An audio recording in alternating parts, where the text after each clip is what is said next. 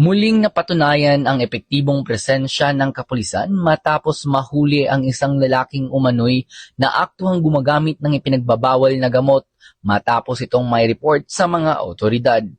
Nakuhanan di umano ito ng CCTV sa isang parking lot ng isang establishmento sa Legazpi City, kung kaya't agad na nilibot ng mga nakaposting pulis ang lugar na nagresulta sa pagkakahuli ng sospek na kinikinalang si alias Noy. Nasa hustong gulang at bagong tala sa listahan ng mga street-level individual at residente ng nasabing lugar.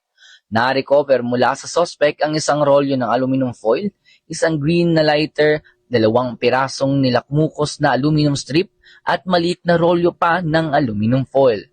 Agad siyang ninaresto ng mga tauhan ng Legazpi City Police Station at ipinaliwanag ang kanyang mga karapatan ayon sa saligang batas. Siya ay nakatakdang sampahan ng kasong paglabag sa Sections 15 at 12, Article 2 ng Republic Act 9165 o ang Comprehensive Dangerous Drugs Act of 2002. Mula po dito sa Albay Police Provincial Office, ako po si Patrolman Corby Flores, nag-uulat para sa Police News Network. PNP para sa Bagong Pilipinas, serbisyong mabilis, tapat at nararamdaman.